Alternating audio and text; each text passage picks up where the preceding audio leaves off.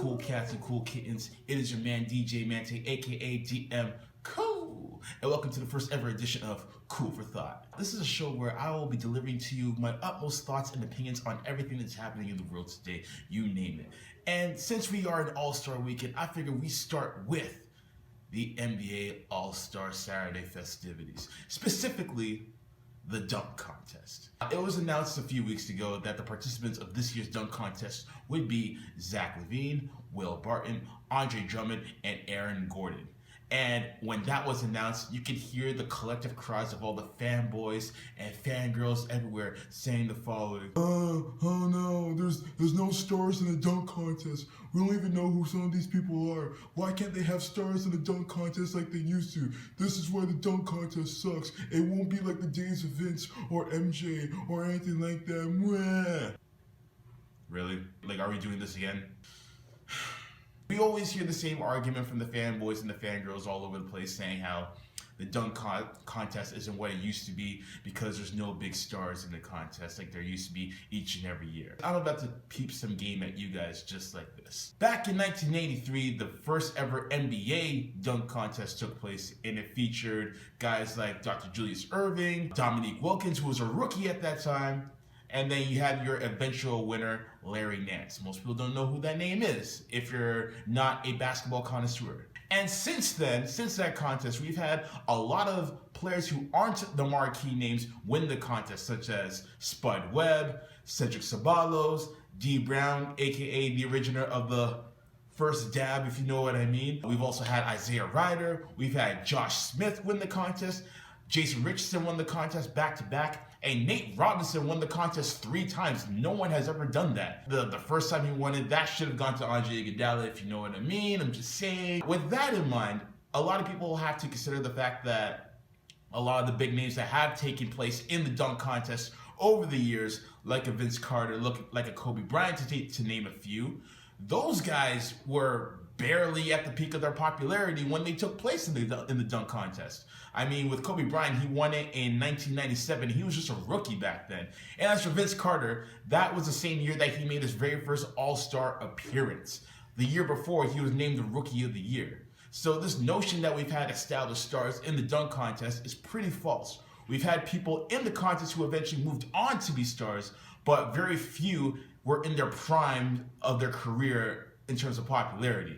I would say maybe Dominique and MJ, and I wouldn't even say MJ because even when MJ was in it, he was still ascending in the higher ranks. But nonetheless, they had notable names like that at the time during the 80s. But from the 90s and onwards, it's been mostly a profile builder, and that's what it's supposed to be.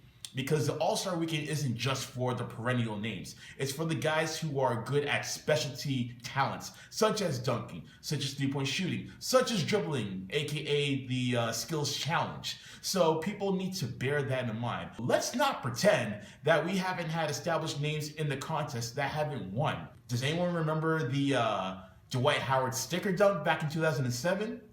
Nope, didn't think so. Does anyone remember when Paul George had his glow-in-the-dunk 360 windmill?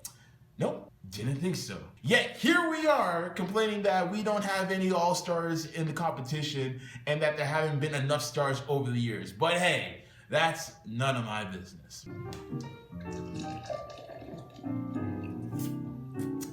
All I'm saying is this, people. You have to get it out of your minds that having stars, like perennial stars at that, will make the contest better. It won't make the contest better. It will just add more hype to it and more allure to it. We see great dunkers like Russell Westbrook, LeBron James, Derrick Rose before the knee surgeries take flight in games. And in-game dunks are completely different from exhibition dunks. So you have to ask yourself, had those big names been in the dunk contest, would we be impressed by the displays that they're putting on for us?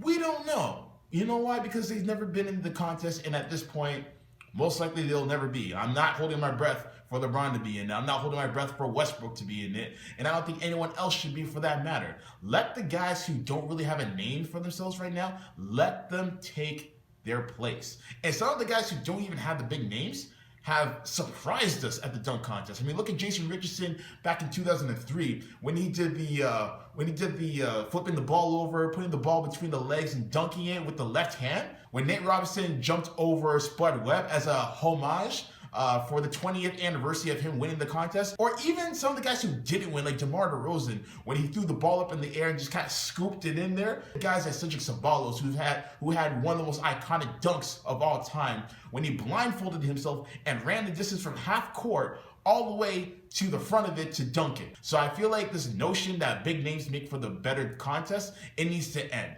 It makes for better hype behind the contest, but it doesn't make it the better contest overall. Also, just a little bit of a shameless plug-in because I know you love them. I do host a radio show each and every week. It's called C.O.O.L Radio, and it airs every Thursday evening from 8 till 9 p.m. at CFRAradio.com. C.O.O.L Radio is a division of Cool Click Media and Entertainment, reminding you each and every day that we are out here creating our own legacies. And that is it. I have given you your Cool for Thought. Think about it.